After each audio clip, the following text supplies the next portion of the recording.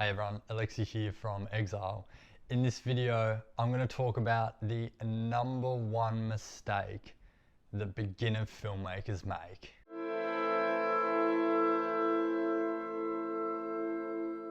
Okay, so let's dive right into it.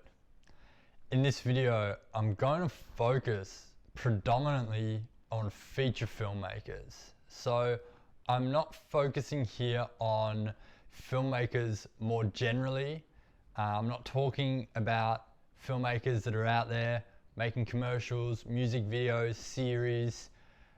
I'm really focusing here on what is the one mistake that beginner filmmakers make when it comes to building a career in the film industry as a feature filmmaker.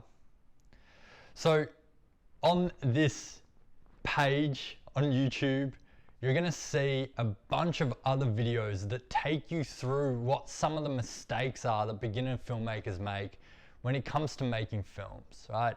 And they focus more on the technical side of that. So we're talking about bad sound, overexposure, bad acting, story not being right, all those things. Now, those have all been covered in other videos, so I don't want to focus on those aspects or those mistakes, because while they're important, those mistakes aren't as important as the mistake that I'm going to tell you about in this video. Because what I want to do in this video is give you one simple takeaway that you can take from this video, implement it immediately into your filmmaking journey, and have it as something that you can really just come back to and really take some sort of inspiration from, or even take some sort of lesson from into your further years as a filmmaker. So the one mistake that I'm talking about is managing expectations. So if you're a feature filmmaker or you're going to become a feature filmmaker, if that is part of your long-term plan in this industry, then you're going to go through a process of making short films most likely, and then trying to go into your debut feature film, and then hopefully onto your second, onto your third, onto your fourth. Now, what happens is at each of those stages, first short film, maybe a graduate film at college, debut feature film, second feature film, you see huge drop-off rates in filmmakers. So the amount of people who make one short and don't make a second, or a second don't make a third, who then go on to make a feature, and if they make one feature where they make a second, it's constantly getting smaller and smaller. The pool of filmmakers going along this journey is constantly decreasing along the way. And why that's important to understand is you are going into making a film every time with the highest hopes, right? You want the film to land at Cannes or Sundance. You want the film to get picked up by distributors. You want to make a huge payday. You want respect from your peers. You want to reach a wide audience. You want all of these things because, well, why wouldn't you? You know, that's the reason that you're into film and that you're trying to become a filmmaker. But filmmaking in the film industry is a highly chaotic industry. And when I say chaotic, what I mean is the number of films that do perform at a really high level, the number of filmmakers who have that long-term career, the number of actors who can command a really big box office debut is highly skewed. So there's a really small amount of those that actually take up the overwhelming majority of the spoils or of the success.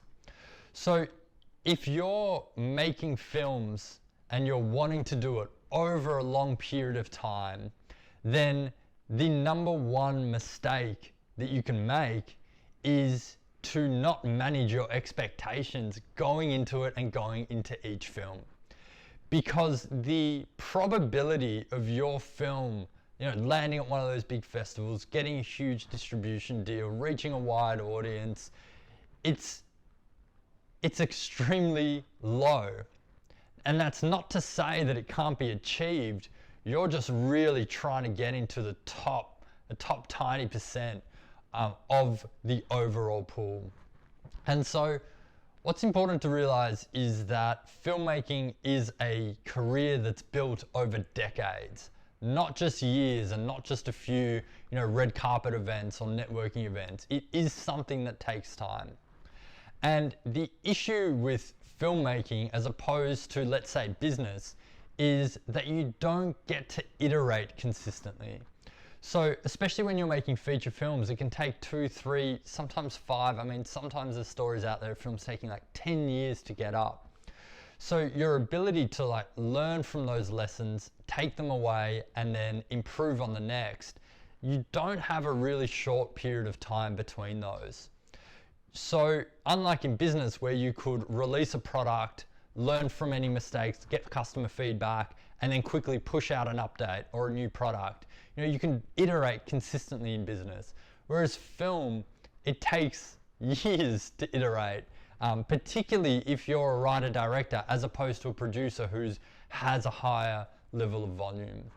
So the reason, again, that that's important to understand is that it's going to take a number of years to achieve your ultimate goal as a filmmaker. And it may not happen the first time around. Sure, some people do get lucky, right? Some people create that really great film the first time around, or that really great short film that then opens up the doors to management and agents and representatives. But a lot of the time, and the majority of the time, that doesn't happen. So the mistake that you can make as a beginner filmmaker is to go into the process too overconfident, or with too many expectations of what that film is going to do for you in your career.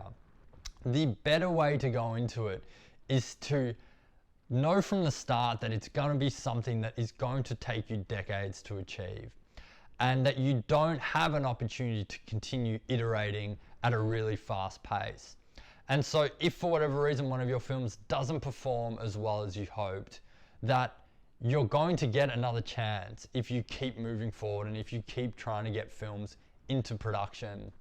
And what you need to do is hopefully build up enough experience and enough lessons and learn from enough failures over that period of time to keep getting better and allow that compounding to start taking place and to really start propelling you as a filmmaker.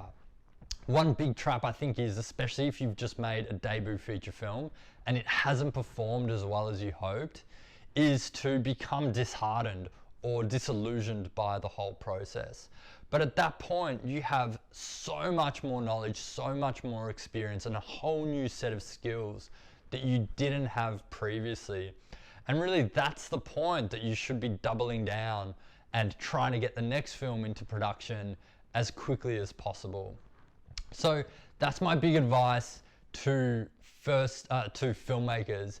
And it really is the mistake that I see, because time and time again, I have seen filmmakers during college or university have short films that don't perform as well as they hoped, and they instantly, or they, get disillusioned or disheartened by it, and you can see that it wears them down. Maybe they make the first feature film and it doesn't perform like they would have hoped. And again, that could set them back, right? They don't then have the confidence to just move straight into the next one. So by managing your expectations going into it, and by understanding and appreciating the long-term nature of the film industry, then I think you're setting yourself up to be able to manage and navigate that journey in a way that sets you up for that long-term success. So that's it for this video. If you liked the video, hit the like button. Let me know what you thought in the comments section below. If there are any other mistakes that you feel are more important than this one, I encourage you to drop them in the comments and let me know what they are. If you like this content, I encourage you to subscribe to this channel and hit the bell to be notified when we post a video. And if you're interested in learning about how you can work with me and my team at Exile, then head to the link in the description below. you'll be able to learn more about what we do, how we work, and how we might be able to help you finance and produce your feature films.